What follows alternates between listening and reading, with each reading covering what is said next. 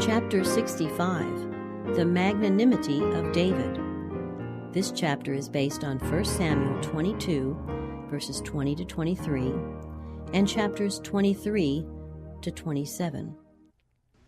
After Saul's atrocious slaughter of the priests of the Lord, one of the sons of Ahimelech, the son of Ahitub, named Abiathar, escaped and fled after David. And Abiathar showed David that Saul had slain the Lord's priests. And David said unto Abiathar, I knew it that day, when Doeg the Edomite was there, that he would surely tell Saul, I have occasioned the death of all the persons of thy father's house. Abide thou with me, fear not, for he that seeketh my life seeketh thy life. But with me thou shalt be in safeguard. Still hunted by the king, David found no place of rest or security. At Keilah, his brave band saved the town from capture by the Philistines, but they were not safe, even among the people whom they had delivered. From Keilah they repaired to the wilderness of Ziph. At this time, when there were so few bright spots in the path of David, he was rejoiced to receive an unexpected visit from Jonathan, who had learned the place of his refuge. Precious were the moments which these two friends passed in each other's society. They related their varied experiences, and Jonathan strengthened the heart of David, saying, Fear not, for the hand of Saul my father shall not find thee, and thou shalt be king over Israel, and I shall be next unto thee, and that also Saul my father knoweth. As they talked of the wonderful dealings of God with David, the hunted fugitive was greatly encouraged, and they too made a covenant before the Lord. And David abode in the wood, and Jonathan went to his house. After the visit of Jonathan, David encouraged his soul with songs of praise, accompanying his voice with his harp, as he sang, In the Lord put I my trust. How say ye to my soul, Flee as a bird to your mountain? For lo, the wicked bend their bow, they make ready their arrow upon the string, that they may privily shoot at the upright in heart. If the foundations be destroyed, what can the righteous do? The Lord is in his holy temple. The Lord's throne is in heaven. His eyes behold, his eyelids try the children of men. The Lord trieth the righteous, but the wicked and him that loveth violence his soul hateth. Psalm 11, verses 1 to 5. The Ziphites, into whose wild regions David went from Keilah, sent word to Saul in Gibeah that they knew where David was hiding, and that they would guide the king to his retreat. But David, warned of their intentions, changed his position, seeking refuge in the mountains between Meon and the Dead Sea. Again word was sent to Saul, Behold, David is in the wilderness of En-Gedi. Then Saul took 3,000 chosen men out of all Israel, and went to seek David and his men upon the rocks of the wild goats. David had only 600 men in his company, while Saul advanced against him with an army of 3,000. In a secluded cave, the son of Jesse and his men waited for the guidance of God as to what should be done. As Saul was pressing his way up the mountains, he turned aside and entered alone the very cavern in which David and his band were hidden. When David's men saw this, they urged their leader to kill Saul. The fact that the king was now in their power was interpreted by them as certain evidence that God himself had delivered the enemy into their hand, that they might destroy him. David was tempted to take this view of the matter, but the voice of conscience spoke to him, saying, Touch not the anointed of the Lord. David's men were still unwilling to leave Saul in peace, and they reminded their commander of the words of God, Behold, I will deliver thine enemy into thine hand, that thou mayest do to him as it shall seem good unto thee. Then David arose and cut off the skirt of Saul's robe privily. But his conscience smote him afterward, because he had even marred the garment of the king. Saul rose up and went out of the cave to continue his search, when a voice fell upon his startled ears, saying, My lord, the king! He turned to see who was addressing him, and lo, it was the son of Jesse, the man whom he had so long desired to have in his power that he might kill him.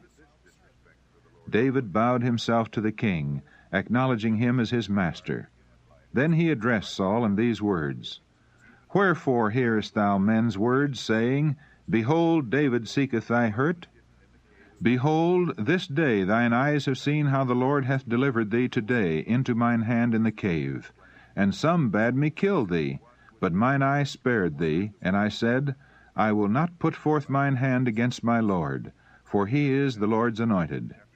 Moreover, my father, see the skirt of thy robe in my hand, for in that I cut off the skirt of thy robe, and killed thee not, know thou and see that there is neither evil nor transgression in mine hand. And I have not sinned against thee, yet thou huntest my soul to take it. When Saul heard the words of David, he was humbled, and could not but admit their truthfulness. His feelings were deeply moved as he realized how completely he had been in the power of the man whose life he sought. David stood before him in conscious innocence. With a softened spirit, Saul exclaimed, Is this thy voice, my son David? And Saul lifted up his voice and wept. Then he declared to David, Thou art more righteous than I, for thou hast rewarded me good, whereas I have rewarded thee evil. For if a man find his enemy, will he let him go well away? Wherefore the Lord reward thee good, for that thou hast done unto me this day. And now, behold, I know well that thou shalt surely be king, and that the kingdom of Israel shall be established in thine hand. And David made a covenant with Saul that when this should take place, he would favorably regard the house of Saul, and not cut off his name. Knowing what he did of Saul's past course, David could put no confidence in the assurances of the king, nor hope that his penitent condition would long continue. So when Saul returned to his home, David remained in the strongholds of the mountains. The enmity that is cherished toward the servants of God by those who have yielded to the power of Satan changes at times to a feeling of reconciliation and favor, but the change does not always prove to be lasting. After evil-minded men have engaged in doing and saying wicked things against the Lord's servants, the conviction that they have been in the wrong sometimes takes deep hold upon their minds. The Spirit of the Lord strives with them, and they humble their hearts before God, and before those whose influence they have sought to destroy, and they may change their course toward them. But as they again open the door to the suggestions of the evil one, the old doubts are revived, the old enmity is awakened, and they return to engage in the same work which they repented of, and for a time abandoned. Again they speak evil, accusing and condemning in the bitterest manner the very ones to whom they made most humble confession. Satan can use such souls with far greater power after such a course has been pursued than he could before, because they have sinned against greater light. And Samuel died, and all the Israelites were gathered together, and lamented him, and buried him in his house at Ramah. The death of Samuel was regarded as an irreparable loss by the nation of Israel. A great and good prophet and an eminent judge had fallen in death, and the grief of the people was deep and heartfelt. From his youth up, Samuel had walked before Israel in the integrity of his heart. Although Saul had been the acknowledged king, Samuel had wielded a more powerful influence than he, because his record was one of faithfulness, obedience, and devotion. We read that he judged Israel all the days of his life. As the people contrasted the course of Saul with that of Samuel, they saw what a mistake they had made in desiring a king, that they might not be different from the nations around them. Many looked with alarm at the condition of society, fast become leavened with irreligion and godlessness. The example of their ruler was exerting a widespread influence, and well might Israel mourn that Samuel, the prophet of the Lord, was dead. The nation had lost the founder and president of its sacred schools, but that was not all. It had lost him to whom the people had been accustomed to go with their great troubles, lost one who had constantly interceded with God in behalf of the best interests of its people. The intercession of Samuel had given a feeling of security, for the effectual fervent prayer of a righteous man availeth much. James chapter 5, verse 16. The people felt now that God was forsaking them. The king seemed little less than a madman. Justice was perverted, and order was turned to confusion. It was when the nation was racked with internal strife, when the calm, God-fearing counsel of Samuel seemed to be most needed, that God gave his aged servant rest.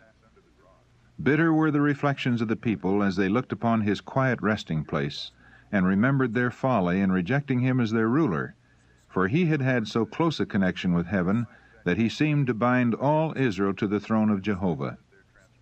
It was Samuel who had taught them to love and obey God. But now that he was dead, the people felt that they were left to the mercies of a king who was joined to Satan, and who would divorce the people from God and heaven. David could not be present at the burial of Samuel, but he mourned for him as deeply and tenderly as a faithful son could mourn for a devoted father. He knew that Samuel's death had broken another bond of restraint from the actions of Saul, and he felt less secure than when the prophet lived. While the attention of Saul was engaged in mourning for the death of Samuel, David took the opportunity to seek a place of greater security, so he fled to the wilderness of Paran. It was here that he composed the 120th and 21st Psalms. In these desolate wilds, realizing that the prophet was dead and the king was his enemy, he sang, "My help cometh from the Lord, which made heaven and earth. He will not suffer thy foot to be moved. He that keepeth thee will not slumber. Behold, he that keepeth Israel shall neither slumber nor sleep. The Lord shall preserve thee from all evil. He shall preserve thy soul. The Lord shall preserve thy going out and thy coming in from this time forth and even forevermore." Psalm 121, verses 2 to 8. While David and his men were in the wilderness of Paran, they protected from the depredations of marauders the flocks and herds of a wealthy man named Nabal, who had vast possessions in that region. Nabal was a descendant of Caleb, but his character was churlish and niggardly. It was the time of sheep shearing, a season of hospitality. David and his men were in sore need of provisions, and in accordance with the custom of the times, the son of Jesse sent 10 young men to Nabal, bidding them greet him in their master's name, and he added, "Thus shall ye say to him that liveth in prosperity, Peace be both to thee, and peace be to thine house, and peace be unto all that thou hast. And now I have heard that thou hast shearers. Now thy shepherds, which were with us, we hurt them not, neither was there aught missing unto them, all the while they were in Carmel. Ask thy young men, and they will show thee. Wherefore let the young men find favor in thine eyes, for we come in a good day. Give, I pray thee, whatsoever cometh to thine hand unto thy servants, and to thy son David." David and his men had been like a wall of protection to the shepherds and flocks of Nabal, and now this rich man was asked to furnish from his abundance some relief to the necessities of those who had done him such valuable service. David and his men might have helped themselves from the flocks and herds, but they did not. They behaved themselves in an honest way. Their kindness, however, was lost upon Nabal. The answer he returned to David was indicative of his character. "Who is David, and who is the son of Jesse? There be many servants nowadays that break away every man from his master. Shall I then take my bread and my water and my flesh that I have killed for my shearers, and give it unto men whom I know not whence they be?" When the young men returned empty-handed and related the affair to David, he was filled with indignation.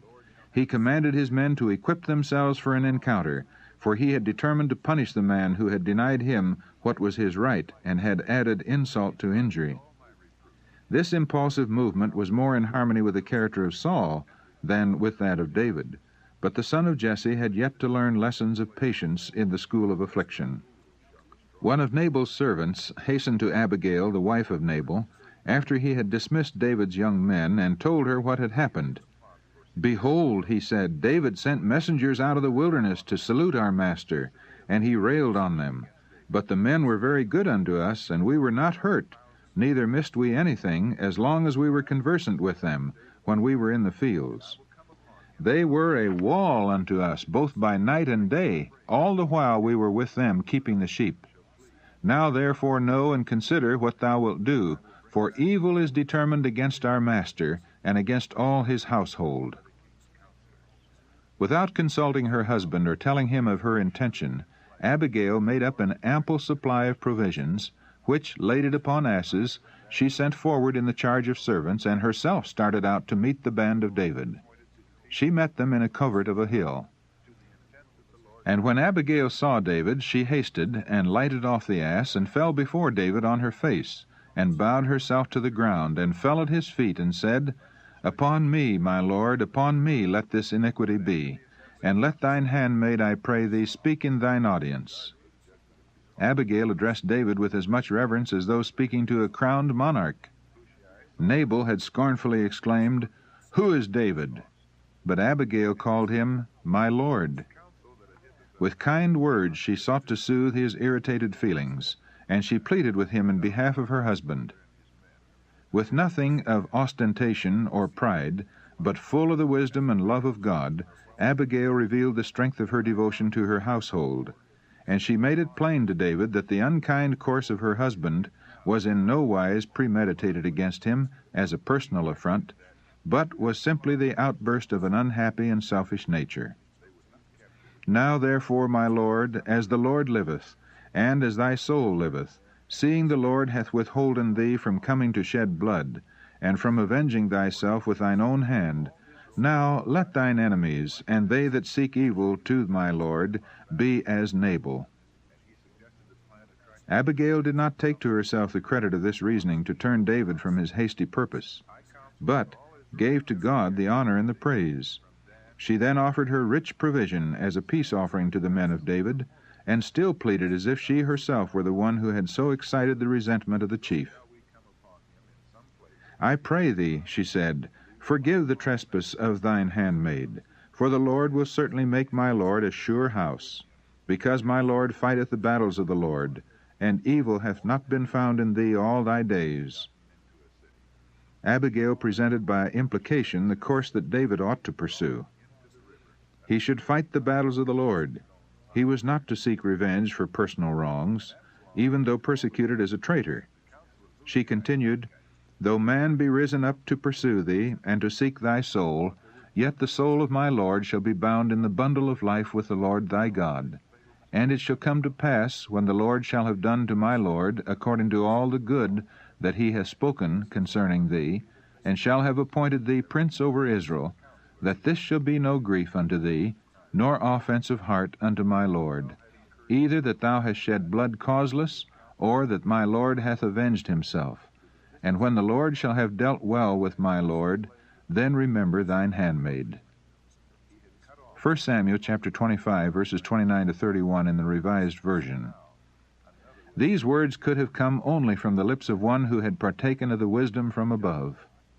The piety of Abigail, like the fragrance of a flower, breathed out all unconsciously in face and word and action. The Spirit of the Son of God was abiding in her soul. Her speech, seasoned with grace and full of kindness and peace, shed a heavenly influence. Better impulses came to David, and he trembled as he thought what might have been the consequences of his rash purpose. Blessed are the peacemakers, for they shall be called the children of God. Matthew chapter 5, verse 9. Would that there were many more like this woman of Israel, who would soothe the irritated feelings, prevent rash impulses, and quell great evils by words of calm and well-directed wisdom. A consecrated Christian life is ever shedding light and comfort and peace. It is characterized by purity, tact, simplicity, and usefulness. It is controlled by that unselfish love that sanctifies the influence. It is full of Christ and leaves a track of light wherever its possessor may go. Abigail was a wise reprover and counselor. David's passion died away under the power of her influence and reasoning. He was convinced that he had taken an unwise course and had lost control of his own spirit. With a humble heart he received the rebuke in harmony with his own words. Let the righteous smite me, it shall be a kindness, and let him reprove me, it shall be an excellent oil. Psalm 141, verse 5. He gave thanks and blessings because she advised him righteously. There are many who, when they are reproved, think it praiseworthy if they receive the rebuke without becoming impatient. but how few take reproof with gratitude of heart, and bless those who seek to save them from pursuing an evil course. When Abigail returned home, she found Nabal and his guests in the enjoyment of a great feast, which they had converted into a scene of drunken revelry. Not until the next morning did she relate to her husband what had occurred in her interview with David. Nabal was a coward at heart, and when he realized how near his folly had brought him to a sudden death, he seemed smitten with paralysis. Fearful that David would still pursue his purpose of revenge, he was filled with horror and sank down in a condition of helpless insensibility. After 10 days, he died. The life that God had given him had been only a curse to the world. In the midst of his rejoicing and making merry, God had said to him, as he said to the rich man of the parable, "This night thy soul shall be required of thee." David afterward married Abigail. He was already the husband of one wife, but the custom of the nations of his time had perverted his judgment and influenced his actions. Even great and good men have erred in following the practices of the world. The bitter result of marrying many wives was sorely felt throughout all the life of David. After the death of Samuel, David was left in peace for a few months. Again he repaired to the solitude of the Ziphites, but these enemies, hoping to secure the favor of the king, informed him of David's hiding place. This intelligence aroused the demon of passion that had been slumbering in Saul's breast. Once more he summoned his men of arms and led them out in pursuit of David.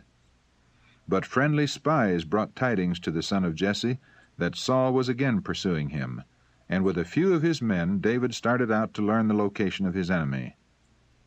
It was night when, cautiously advancing, they came upon the encampment and saw before them the tents of the king and his attendants. They were unobserved, for the camp was quiet in slumber. David called upon his friends to go with him into the very midst of the foe, in answer to his question, "Who will go down with me to Saul to the camp?" Abishai promptly responded, "I will go down with thee." Hidden by the deep shadows of the hills, David and his attendant entered the encampment of the enemy. As they sought to ascertain the exact number of their foes, they came upon Saul sleeping, his spear stuck in the ground, and a cruse of water at his head. Beside him lay Abner, his chief commander, and all around them were the soldiers, locked in slumber. Abishai raised his spear and said to David, "God hath delivered thine enemy into thine hand this day. Now therefore let me smite him, I pray thee, with the spear even to the earth at once, and I will not smite him the second time."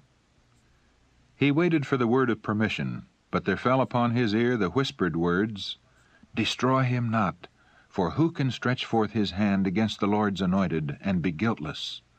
As the Lord liveth, the Lord shall smite him, or his day shall come to die, or he shall descend into battle and perish. The Lord forbid that I should stretch forth mine hand against the Lord's anointed. But I pray thee, take thou now the spear that is at his bolster, and the cruse of water, and let us go." So David took the spear and the cruse of water from Saul's bolster, and they gat them away, and no man saw it, nor knew it, neither awakened. For they were all asleep, because a deep sleep from the Lord was fallen upon them. How easily the Lord can weaken the strongest, remove prudence from the wisest, and baffle the skill of the most watchful. When David was at a safe distance from the camp, he stood on the top of the hill and cried with a loud voice to the people and to Abner, saying, "Art not thou a valiant man? And who is like to thee in Israel? Wherefore then hast thou not kept thy lord the king?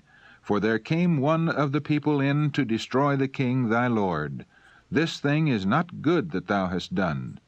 As the Lord liveth, ye are worthy to die, because ye have not kept your master the Lord's anointed. And now see where the king's spear is, and the cruse of water that was at his bolster." And Saul knew David's voice, and said, "Is this thy voice, my son David?" And David said, "It is my voice, my lord, O king." And he said, "Wherefore doth my lord thus pursue after his servant?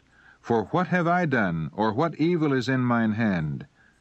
Now therefore, I pray thee, let my lord the king hear the words of his servant.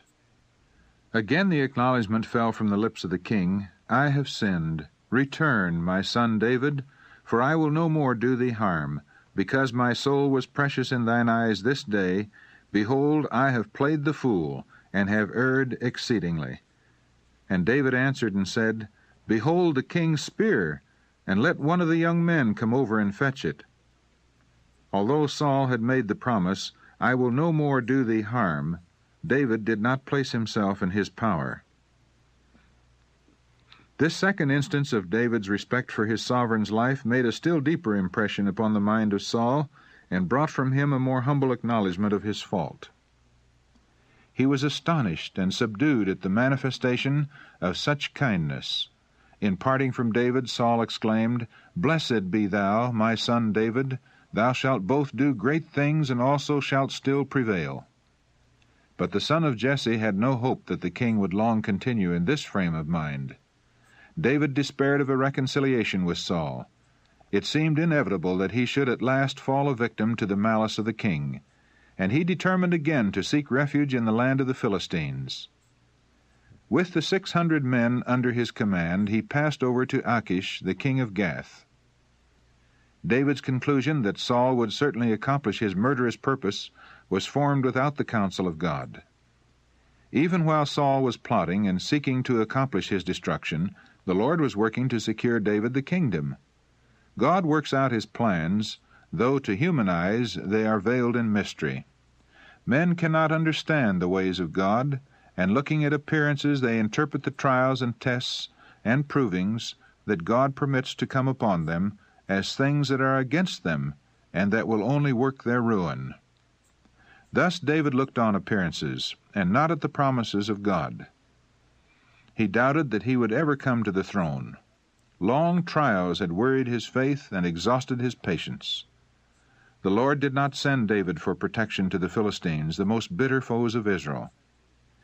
This very nation would be among his worst enemies to the last, and yet he had fled to them for help in his time of need. Having lost all confidence in Saul and in those who served him, he threw himself upon the mercies of the enemies of his people. David was a brave general, and had proved himself a wise and successful warrior, but he was working directly against his own interests when he went to the Philistines. God had appointed him to set up his standard in the land of Judah, and it was want of faith that led him to forsake his post of duty without a command from the Lord. God was dishonored by David's unbelief. The Philistines had feared David more than they had feared Saul and his armies, and by placing himself under the protection of the Philistines, David discovered to them the weakness of his own people. Thus he encouraged these relentless foes to oppress Israel. David had been anointed to stand in defense of the people of God, and the Lord would not have his servants give encouragement to the wicked by disclosing the weakness of his people or by an appearance of indifference to their welfare. Furthermore, the impression was received by his brethren that he had gone to the heathen to serve their gods. By this act he gave occasion for misconstruing his motives, and many were led to hold prejudice against him. The very thing that Satan desired to have him do, he was led to do.